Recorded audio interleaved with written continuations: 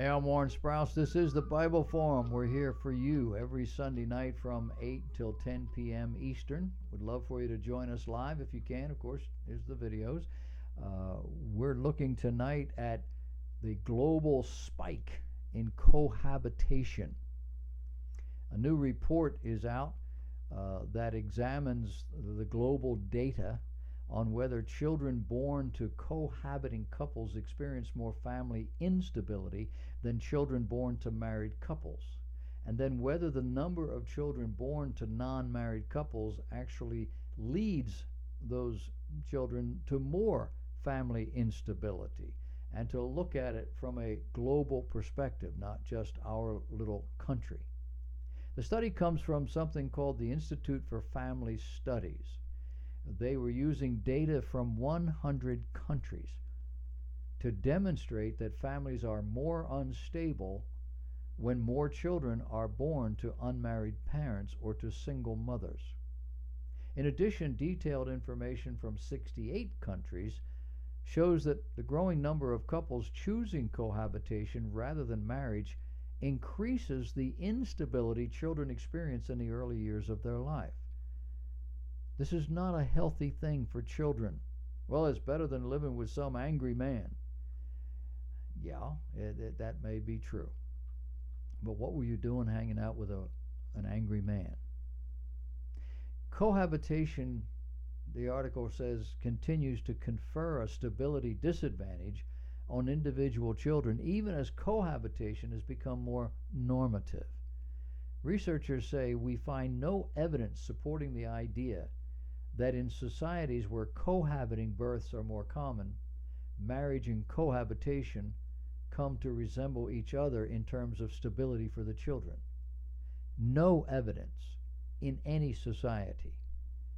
Additionally, children born to single mothers experience even more instability than children born to cohabiting couples, with children in single mother households being 9 times more likely to have at least one transition before the age of 12. The study firmly shows that across the world, marriage confers the best chances for stability in children. So why are we so all enamored of this single parent home kind of thing? Homes where the parents are not related. Well, the simple answer is a 3-letter word. It's called sin.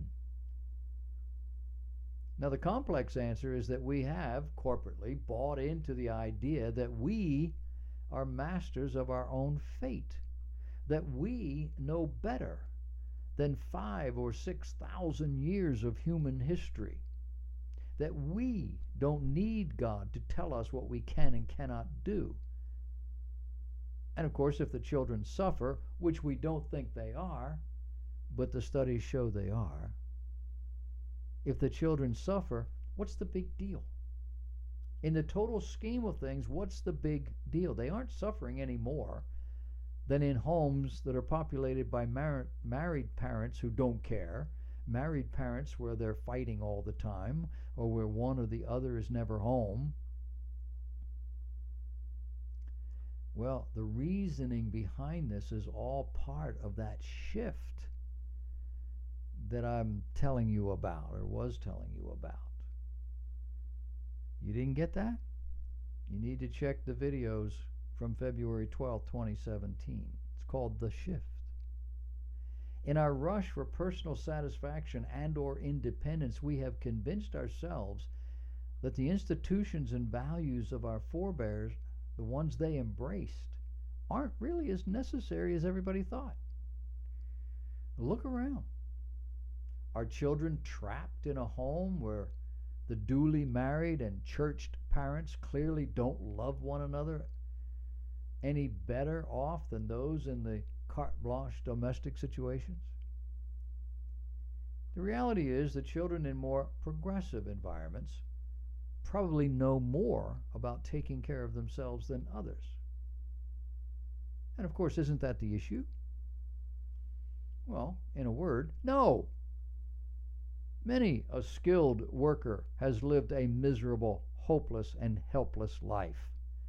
Many a professionally trained worker has done the same. A PhD is no indication that your life is going to be hopeful, profitable, or fulfilling. We mock the 40-year-olds who are living in their parents' basements. But who put them there? It's easy to point to the parents who didn't really do the job, didn't prepare that child emotionally, spiritually, intellectually, physically, academically, I don't know. Parents who didn't do the job, or the kids would have gone out and made their own way. Yeah, but hey, even if you can say, I did everything there was to do, when that child reached a certain age, you should have said, there's the door. Don't let it hit you. When I got married, my father looked me in the eye and he said, son, I got two things I want to tell you. One is that door only swings one way. Don't think that you're going to get married, go out there, and then if it don't work or something happens, you're coming back. Well, I had no plan. But many kids didn't have plans, and it ended up that way, didn't it? That sounds harsh. No, that's not harsh. That's the sink or swim mentality. And by the way, that's the way he taught me how to swim. And that's what the animal kingdom does successfully. Our kids get a lot more, but there's a point at which they need to go out on their own.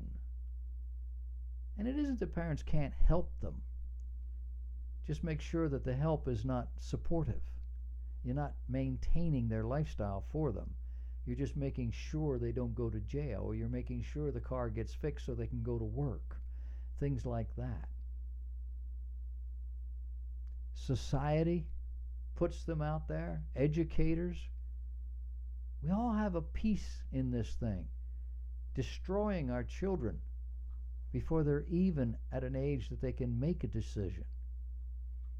People who have espoused many a wonderfully creative, progressive philosophy of life, only to find out it doesn't work. And it might have taken 20 years to figure that out. With 2 or 3 other children you're dragging into this. It might have been 40 years. Whenever it is, it usually comes too late. One day you realize that all of this is just pie in the sky propaganda. It'd be wonderful to find a person or persons who fed you this nonsense and make them pay for whatever happened to you. But even they don't know that this is what they were doing to you. They were following the siren call of experts and social architects and teachers who were just as fooled as you. Answer the question, what actually constitutes a family? What is it that actually constitutes love? Not lust, love. What is it that guides us toward productivity? What is it that provides for social and moral stability? What makes a child into a productive adult? What helps children grow strong and stable? I know what it isn't. It isn't an environment without rules, standards, and routine accountability. I know it's not a family structure where there are no rules, no standards, or accountability built into that. And one of the greatest influences is how parents relate to one another morally, spiritually, physically, socially. When the children learn that mom and dad have no respect for God, that mom and dad have no respect for the rule of law, for 5,000 years of illustration, no respect for social mores, no respect for themselves. For that child, it's a long walk off a short pier. Do you really think our social religious norms are arbitrary? Do you really think that people simply made this stuff up to satisfy some local parochial view of morality? The argument can often devolve into looking at the marriages and families of those who are good church goers. But that's a red herring. That's a false flag, because it isn't others who are the standard.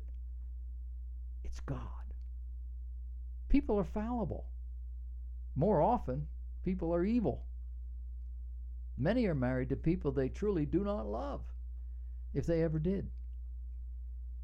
Many do not understand what love is.